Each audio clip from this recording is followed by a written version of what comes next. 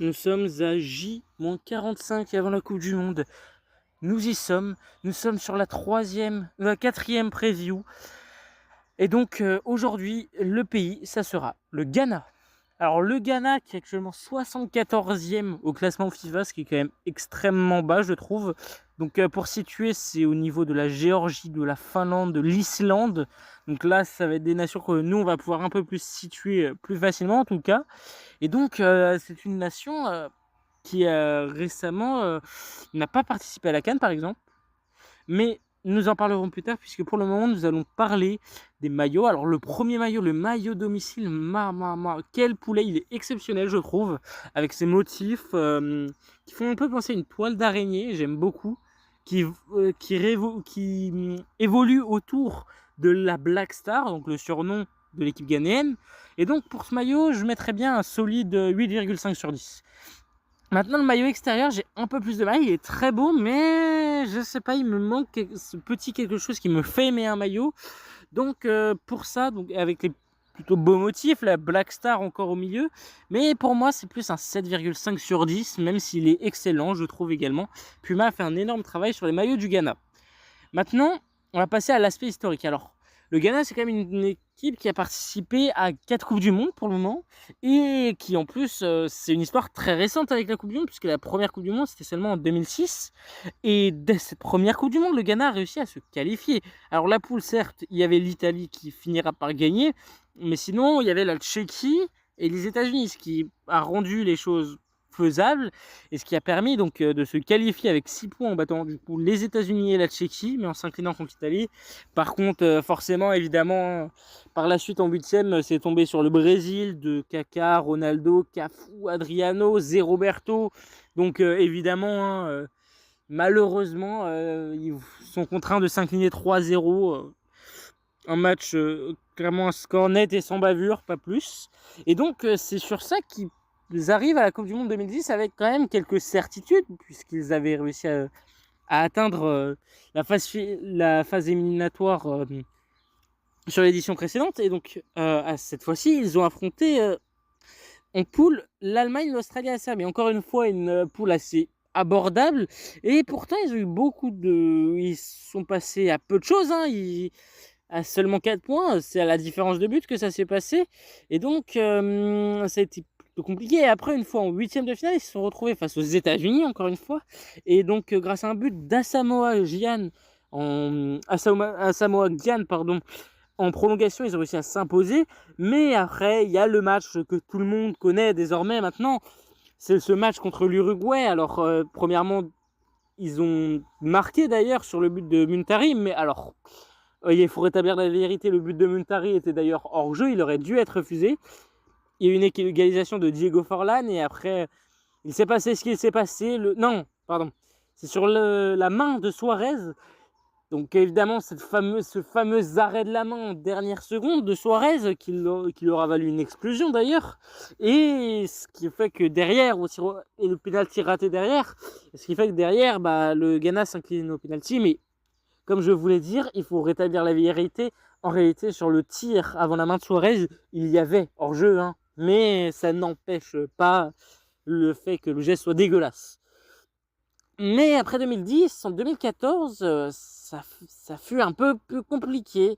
Alors effectivement, il y a quand même un point de prix, mais c'est quand même assez compliqué. Hein. En même temps, la poule était plutôt difficile avec le Portugal, les États-Unis et l'Allemagne. Et donc, c'est une petite déception quand même en 2014, tout comme en 2022, où il y a la dernière Coupe du Monde, où la poule est encore très compliquée. Corée du Sud, les retrouvailles avec l'Uruguay et Portugal. Et donc, encore une fois, très compliqué. Encore une fois, simplement, le Ghana finit cette fois avec 3 points, mais difficilement, on va dire, et donc forcément ne se qualifie pas pour les phases éliminatoires. Et donc, c'est avec ça qu'ils arrivent à cette Coupe du Monde avec plutôt quand même des ambitions, même si avec un effectif qui, alors théoriquement, hein, si on prenait tous les joueurs qui pouvaient choisir le Ghana comme nation, on aurait quand même un effectif quand même très excellent hein, qui jouerait le titre. Hein. On peut voir avec Mike Maignan, Frimpong, Rudiger, Tomori, Alphonso Davies, milieu défensif, Thomas Partey, Kobe Mainoo, milieu offensif. Jamal Musiala, Bukayo Saka, Nico Williams, c'est Iñaki Williams en attaquant, alors c'est l'attaquant titulaire, et avec un banc avec Mohamed Kudus, Eberechi Eze, Karim Adeyemi, Callum Hudson-Odoi et Eddie Nketiah. C'est un effectif théorique qui serait magnifique, mais forcément, malheureusement, cet effectif n'a pas lieu, puisque les joueurs ont choisi pour la plupart d'autres nations, et donc on se retrouve avec une évolution historique. Donc c'est un pays qui, historiquement, de toute façon, a toujours été très bon. Hein. Depuis l'apparition du classement FIFA, ils ont atteint un pic en 1996 avec 15e place du classement FIFA. Puis après, ils sont redescendus extrêmement bas, à la 89e place, juste avant de remonter. Ils sont remontés pile au bon moment, juste avant la Coupe du Monde 2006, là où ils participeront pour leur première fois.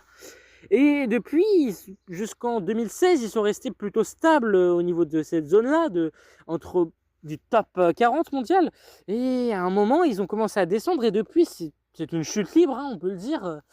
Ils sont descendus, désormais ils sont plus qu'à la 74e place, ils sont relégués à cette place qui est clairement historiquement très basse, mais pourquoi pas remonter. Il y a évidemment cette non-qualification à la CAN qui fait extrêmement mal, et donc c'est avec ça qu'ils arrivent avec un effectif, avec des performances récentes pas très encourageante non plus, puisqu'il y a cette défaite contre l'Allemagne. Bon, il n'y a rien de honteux à part contre l'Allemagne, évidemment, mais il y a cette défaite 5-1 contre l'Autriche, et il y a après, derrière, des défaites en amicaux contre le Nigeria, cette victoire contre Trinidad qui ne vaut pas grand-chose, cette défaite contre le Japon, cette défaite contre la Corée du Sud, et donc ils arrivent avec très très peu de certitude. Il y a effectivement ces qualifications qui ont été très simples, hein. Mali, Centrafrique, Comores, Tchad et Madagascar. Alors, avec tout le respect que je porte à ces nations, ça ne vaut pas clairement une qualification à la Coupe du Monde, hein, et donc forcément, on peut se poser des questions quant à la capacité du Ghana. Après, au vu de leur effectif, déjà, on monte un step par rapport aux nations précédentes, puisque là, l'effectif, il vaut 200 millions. Alors, un effectif à 200 millions, c'est bien beau, mais c'est quoi les points forts et points faibles de cette équipe? Alors comme point fort, on va tout de suite commencer avec la percussion et le physique. Forcément, une nation africaine, c'est souvent très percutante et assez physique. Maintenant, le point faible, c'est qu'il n'y a pas de défense, c'est très irrégulier en défense. Et en plus, il n'y a pas de neuf, il y a Iñaki Williams, mais il n'y a pas de tueur devant le but comme il pourrait y avoir. D'ailleurs, Iñaki Williams, contrairement à son frère Nico, a lui choisi le Ghana. Et donc, on commence à se poser des questions. Mais puisqu'une équipe qui mise sur la projection, on l'a déjà vu avec la France, c'est une équipe qui doit avoir un vrai neuf, un joueur capable de peser sur la défense. Et donc, ça peut être un vrai point faible, malgré leur point fort en projection. Maintenant, on parle d'un effectif à 200 millions, mais c'est facile. Quand il y a un joueur qui vaut tout simplement quasiment la moitié de l'effectif. C'est quand même Antoine Semenyo, évidemment, qui joue à City. Après, il y a beaucoup de joueurs qui sont quand même assez connus. Il y a beaucoup de joueurs auxerrois. Il y a Marvin Senaya, Elisha Owusu, Gideon Mensah, des joueurs plutôt référencés en Ligue 1, même s'ils jouent le maintien. Il y a également Thomas Partey qui joue à Villarreal, qui est un joueur titulaire très solide. Il y a Jordan Ayew. Il y a Alexander Djikou. Il y a quand même un effectif plutôt très solide, hein. Mais il manque cette petite chose, pour moi en tout cas. Et maintenant, quel joueur on peut être sûr qu'il fera une performance? Bon, je pense que la question ne mérite pas qu'on s'attarde longtemps dessus, hein. Ce sera évidemment Antoine Semenyo qui fait une excellente saison en Première Ligue avec Manchester City et avec Bournemouth, puisqu'il a été recruté pendant le mercato d'hiver.